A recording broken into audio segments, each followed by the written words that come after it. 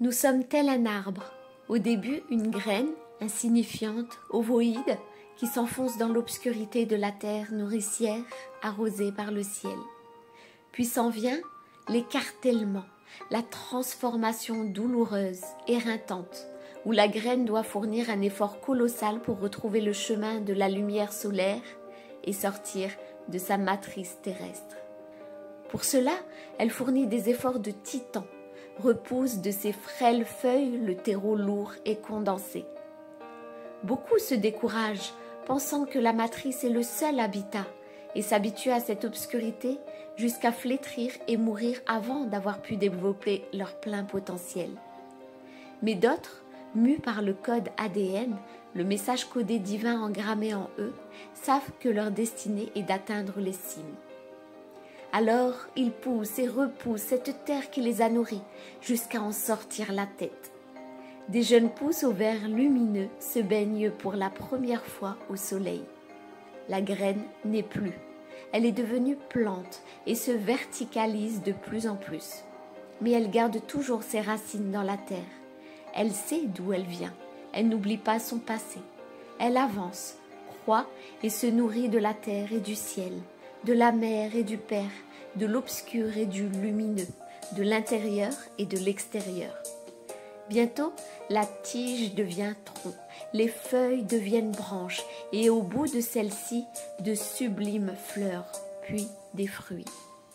Il en a fallu du temps, des générations pour en arriver là, pour offrir des fruits aux insectes, un habitat pour les animaux, une scène pour la chorale des oiseaux. Mais la graine n'a jamais cessé de croître et d'y croire, même si elle ne savait pas ce qu'elle deviendrait, même si ses fruits ont mis du temps pour apparaître. Elle s'est expansée tous les jours un peu plus, sans s'arrêter, élargissant ses racines et ses feuilles. C'est à son image que l'on doit s'expanser, évoluer sans cesse, croître afin d'atteindre les cimes pour avoir une vision large et globale. Mais aussi élargir son système racinaire, son ancrage dans les interstices de la terre, afin de gagner en profondeur de conscience et en force. C'est à cette condition que l'on deviendra ce bel arbre qui offre l'émerveillement de sa beauté florale au printemps, le goût sucré de ses fruits en été, la poésie de ses feuilles multicolores en automne et l'habitat sûr et ancré en hiver. Peu importe les changements, les intempéries de la vie, notre verticalité, à l'image du tronc, nous laisse inchangés. Alors, qu'allons-nous faire? Suivre ce système qui nous propose deux pièges?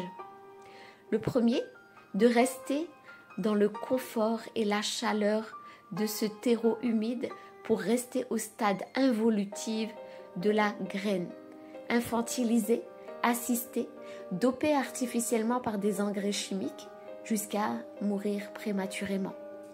Et le deuxième piège, à contrario, est de vouloir nous faire nous déployer sans racines, à l'image de ces agricultures hors sol dans les toits des buildings, sans terre, sans histoire, sans ancrage, sans souvenir du divin, manipulable à souhait.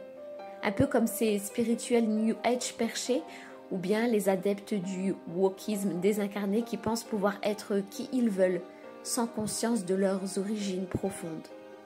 À nous de ne pas tomber dans ces polarisations sataniques et d'avoir le courage d'être des géants, les pieds ancrés dans la terre physique et la tête dans le cosmos métaphysique.